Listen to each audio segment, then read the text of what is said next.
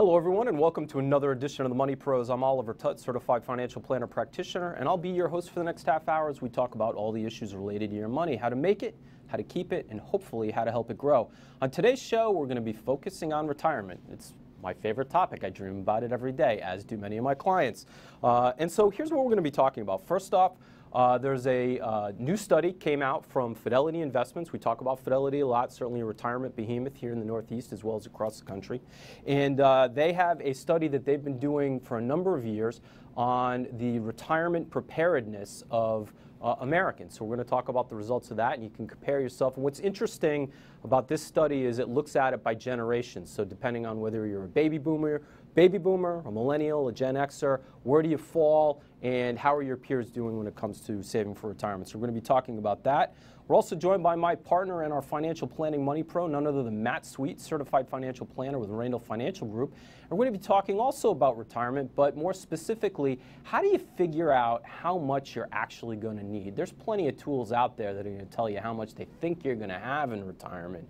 But the really critical question to whether or not you're going to have a comfortable retirement is understanding exactly what it's going to cost you. What are you going to need? And so Matt's going to help us as we talk through some of those issues on how to figure out some of those numbers. In the third segment, we're going to talk about a current economic event that will certainly impact people's retirement, and that is inflation. For the most part, over the past decade, inflation has really been a non-issue, but it's becoming an increasingly larger issue as inflation ticks up. It's affecting the markets today, and it could also affect your retirement in the future. So we're going to talk about that. So let's leap right into it by talking about this Fidelity survey that I referenced earlier. Now, this was a survey that Fidelity Investments did of 3,000 working households, and they've been doing it since 2006. So it definitely has some validity, although I will point out that there is some government data that is contradictory to some of the Fidelity data. But because they've been doing it since 2006, I think at least the trends are useful to observe. So they looked at 3,000 working households. They tallied up savers, all their retirement assets, including 401ks and other savings, Social Securities, pension benefits, all the things you might imagine they would use in retirement. And again, they've been doing this since 2006. And what they found is for 2017, the average saver is on track to have about 80% of their needed retirement savings by the time they retire. So that's actually pretty good. It's actually the highest level since Fidelity started doing the survey back in 2006.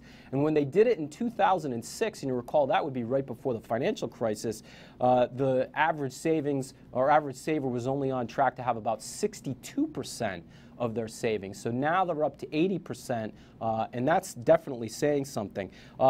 The improvements can be attributed to a couple of key factors. One, Americans are saving more for their retirement. According to Fidelity, the average is up to 8.8% of pay versus where it was in 2006, which is only 3.6% of pay.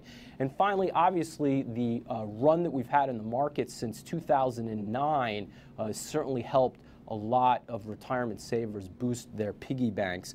So those are two of the critical points that anybody would observe, and Fidelity pointed out. Let's talk about the savers by generation. We'll throw up a slide and talk about them. So the folks that are in the best shape are baby boomers. These are generally people that are going to be anywhere from their late 50s all the way into retirement right now. So they're either in retirement or they're right on top of it.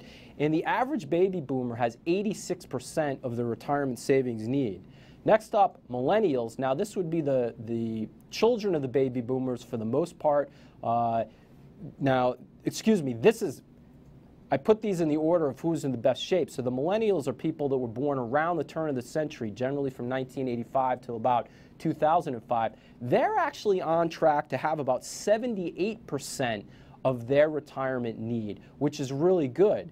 But their parents, the kids of the baby boomers, the parents of the millennials, and these are folks who were generally born between 1965 and 1985, they're doing the worst. They only have about 77% of their retirement need. So it's fascinating to take a look at the generations and see where people are at. Now, for the baby boomers, they have the advantage of pensions and a variety of other things that other generations haven't had. And many are speculating that for the millennials, they've seen what's happened to their parents, financial crises, and some other things, and they are making a larger effort to save. But the millennials, the baby boomers, in pretty good shape.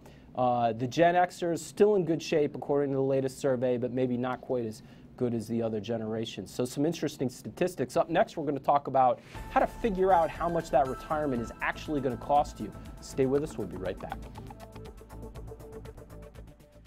Welcome back to the Money Pros. I'm joined now by my partner and our financial planning money pro, Matt Sweet, certified financial planner practitioner with Randall Financial Group. Matt, welcome back to the show. Thank you. It's one of the few chances we actually get to see each other, because when you're in tax season and I'm in tax season, it's kind of nutty around the office. True. So it's nice that we get to connect during the show. This is good. Mm-hmm. So we're going to be talking today about figuring out what it's going to actually cost you to retire.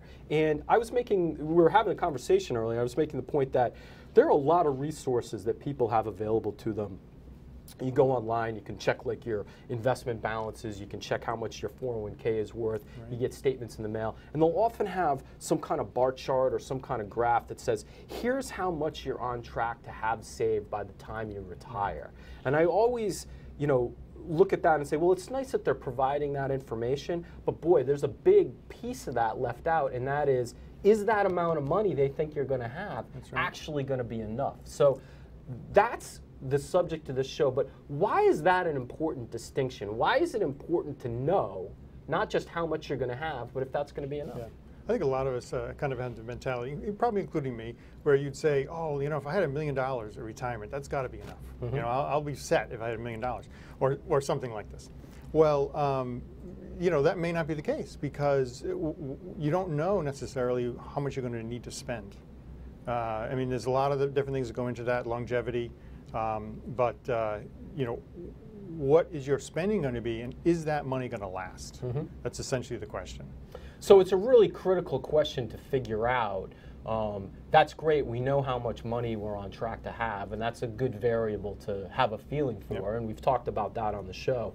But how is it going to, how is that going to last? Is that going to be enough? So a big part of what we're going to talk about in this segment are two ways to figure that out. But let's talk about the primary way. What's the main way we use to kind of say, all right, here's how much we think it's going to cost? All right, yeah, this is kind of what you might call a simplistic method, but there's even a more simplistic method, and that's the rule of thumb. You may have heard, 70 or 80% of your pre-retirement income you need afterwards. So that's, that's a ballpark, partly useful, but maybe not terribly useful. It's a start if you're kind of thinking about it behind the wheel of the car as you're driving down the road. Right. Sure. But the more technical way would be to do what's called a wage replacement ratio. And so a financial planner would calculate something like that to give his clients a better idea of how much money they're actually going to need in retirement. So let's start with how a wage replacement ratio is calculated. Right. You don't have to make us experts on this, but to give somebody a flavor for what we're trying to figure out when we come up with this ratio. Well, you basically start with what you're earning now, and then you subtract certain things from that total salary that you won't need to pay for in retirement. And so the things that come off the top would be the amount you're paying into Social Security, because once you're retired, you don't pay into Social Security anymore. Mm-hmm. Another is how much you're saving for retirement. So if you're saving 10% for retirement now, that's money you're not using, and so you can assume that you're not going to be needing that portion of your income in retirement also. And so there's a few things like that you can kind of peel away. If you had significant work-related expenses, I imagine like commuting mileage and things like that, gas could be significant for somebody, and it may decrease. Yeah, you can get very detailed. You can get very detailed. Sometimes I stay away from assuming that you won't have all these little expenses. Sure. Just partly to be on the safe side, but also because you never just know. You never know if you're going to be able to save money where you thought you could. So I go for the big numbers, the things like if you can be fairly certain that your mortgage is going to be paid off before retirement, you might be able to reduce it by that mortgage payment. things like that. So look at the big things, the Social Security, the retirement savings, maybe the mortgage if it's appropriate, but look at those big numbers. So the good thing is people are getting their tax returns done around now. That's probably where I would start, I guess, is pulling out the tax return, figuring out what my gross income is from W-2s or whatever other sources of income you have, and then backing those out to figure out where you're at. Wage replacement ratio, so we have an idea of how it's calculated. Who or when is it most appropriate to use that methodology when we're estimating what we think our retirement's going to cost us? It gives you a pretty quick answer. However, maybe it's not as accurate as it could be for some people. So you would use this when you're, say, on the early stages. Like if you're in your 30s or 40s and you're trying to make an estimate of what you need, many, many years from now, that's an appropriate way to do it. Or if you have a very steady income, perhaps, if you have a salary that it is either flat or doesn't change a lot, that might give you a better answer than someone who has a fluctuating income, or perhaps people of higher income. It wouldn't really be as helpful. I think another thing is I often ask clients about how they picture their retirement, and some people really picture retirement as just a continuation of their current lifestyle, just without the work part. And other people envision a fairly major restructuring of where they live, how they live, and things like that. I feel like the wage replacement ratio is great if you think your lifestyle is going to be somewhat consistent through retirement. But if it's really going to be radically revamped, your current income may bear little resemblance to what you're actually going to earn. And I like your point about it being useful for people earlier on. It's really a challenge to use other methodologies, which we're about to talk about, when somebody's in their 40s or early 50s and retirement is still a little bit of a fantasy and not as much of a reality. And a lot of people don't have any idea what their retirement is going to look at. But as we've alluded to, wage replacement is kind of the easier way. And we talked about the rule of thumb, which is the quickie, but then digging a little bit more deeply into it. But there is another methodology. What is that? That's using the budget methodology. So this is where you really dig deep into the spending patterns. Spreadsheet time. That's right. Oh yeah. And it takes a lot of hard work by the client to come up with what are you actually spending on things, what are your costs, and then by the financial planner to actually start looking at things and figuring out what the expected costs would be in the future. So the closer you are to retirement, the more those costs would be in line with what the person's experiencing now. So let's talk about that. You're going right where I wanted to go, which is when is it appropriate for somebody to use, for a financial planner to do it, or if somebody's out there doing it on their own. And we always make the point, this isn't rocket science, right? People, if they want to take pencil and paper and their Excel spreadsheet, they can do this. It's all addition and subtraction. We barely get into multiplication. It's true. But when is it appropriate to shift to the budgeting methodology for figuring out what retirement income is versus the wage replacement? Right. Well, I do it in two cases. One is that as you're approaching retirement, say in the 5 years leading up to it, or really right on the cusp of retirement, where the kind of the rubber hits the road and you're now facing how much you need to take out and things like this. Or also high income individuals as well, because their income is not always as closely related to their spending, right? So somebody can make a significant amount of money and yet their spending may or may not match that. They could be living well below or above their means. That's also true. For that matter. Can you give us it's a complex process to do it well, but can you give us just a quick snapshot of how you go about it, where somebody would start? Oh, well, you just with your regular budget, and which is a handy thing to have anyway. But we know a lot of people don't have a budget. That's true. And so this is easier if you already have one, right? Yeah. So start with the obvious things: the electric bill and the utilities, and like we were talking about earlier, the mortgage. You can pretty easily tell how many years you have left on your mortgage. So it's. I tell people go right to. Figure out how the money comes into your house and how it goes out. If it comes in through direct deposit and cash and things like that, find those statements. And then if it goes out through credit cards, checks, automatic payment, find those statements, and that's the raw material you need to come up with an effective budget. It's a lot of work. It is a lot of work, but it's a valuable process to learn. How does somebody incorporate Social Security and pensions into this wonderful world of figuring out, how is this all going to work out for me? Right. And this is, again, something usually people later in life think more about. I think younger people assume that Social Security may not be around in the future. However, Social Security will usually replaces a certain percentage of your pre-retirement income. So for the lower income people, it replaces a much more significant percentage. It could be up to 50% of their pre-retirement income. But as your income increases, it becomes less and less of a factor. So for somebody making, say, higher income, 100,000, Social Security might only replace, say, 25% of their and the last thing I want to get to, because it's going to lead us to our third segment, is how you figure out inflation. Right. We know things are going to be more expensive, so the number you come up with today may not necessarily be the number you need 5, 10, 15, 20 years out. That's right. If you have, if you calculate that you need 60,000 a year, starting in 10 years, well, that 60,000 won't buy what it does today. You in fact, you need to inflate the number in a sense by the inflation rate, and figure out that for instance, you may need 70,000 a year just to buy the same amount of things that you could with 60. So you need to take a little time to make that calculation. And I would also point out, even if you're right at retirement and you use the budgeting method and you get a very accurate picture of what it's going to cost you in retirement the next year when you're retired, that number could be quite a bit different 15 or 20 years down the road. So you've really got to take into account inflation, which, thank you for joining us. Our next segment, that's exactly what we're going to talk about. Inflation is becoming an increasing theme in our economy. Who are going to be the winners and losers? Stay tuned. There's more to come here on the Money Pros.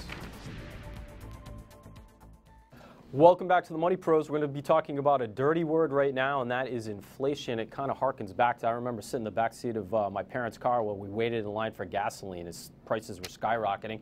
Some people remember it a little more fondly back when you could earn 14% on a savings account at the bank and get a free toaster along with the deal. But for the most part, it's not generally a healthy thing for economy if it gets too much. And it's usually a sign of a heating up or overheated economy. And so what we're seeing right now is with historically low interest rates that have been somewhat slow to rise, although that trend is changing, coupled with a massive tax bill that's going to pump a bunch of money into the economy, we have a very stimulated economy. And what we're seeing is inflation is increasing, both on the consumer level and with producer prices of raw materials and things like that. And who knows what effect tariffs and other things like that could impact inflation. But it's particularly relevant to retirement savers, and a good reason why we're talking about it today. So as inflation starts to creep back into our economy, and I pointed out that it's been at record lows for the past decade, so it's off of a lot of people's radar. As it starts to creep back, who are going to be the winners and losers? So let's talk about that, because in every economic cycle, there are winners and there are losers. So first, let's talk about the winners. First up, we have stock investors. Yet, believe it or not, actually inflation can be very good for stocks, because in theory, as things get more expensive, those things include stocks. So stock prices rise. And this is also the reason why it's important, even in retirement, to have some portion of your portfolio, albeit possibly small portion, in stocks, because that will be the thing that makes money. Next up, fixed rate loan holders. It's great if you have a mortgage or a large loan that you're paying back based on a fixed rate where the payments are fixed, because you are paying that loan back with steadily depreciating dollars and an asset that's increasing in value, because all assets are increasing in value. So mortgage holders, boats, things along those lines, but I would stress it only works if it's a fixed rate loan. If the loan can go up along with prevailing interest rates, then you're going to be hurt by that, and we're going to talk about that in a little bit.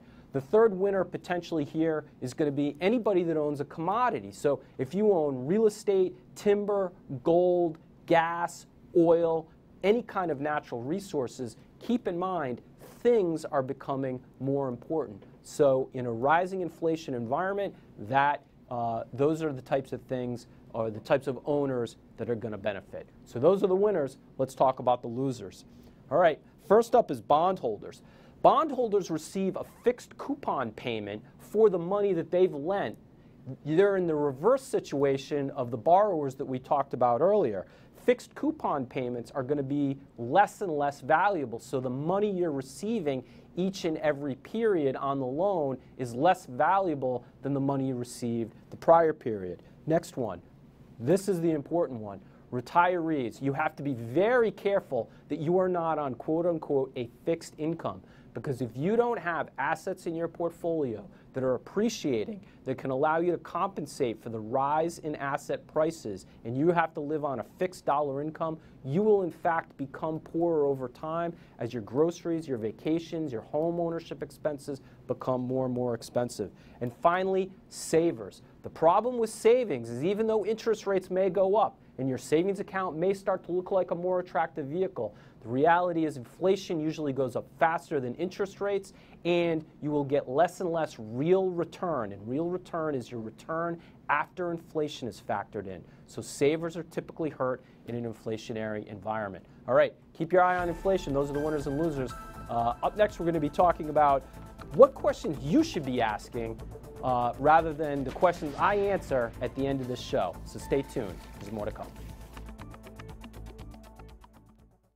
Welcome back to the Money Pros. Normally in the last segment of the show I tackle a viewer question, but this time I want to give you some questions to ask, and specifically questions to ask prospective financial advisors that you may be interviewing. I had a meeting with a prospective client just this past week, and I was impressed with how prepared she was and some of the questions she asked, so I thought I'd pass along a few of my favorites in case you interview a financial planner. These are the questions you should be able to ask and you should get good answers to. First off, are you a fiduciary? We've talked about this on the show before, but being a fiduciary is the highest standard of care that a financial advisor could provide. So if they say no, you need to reconsider.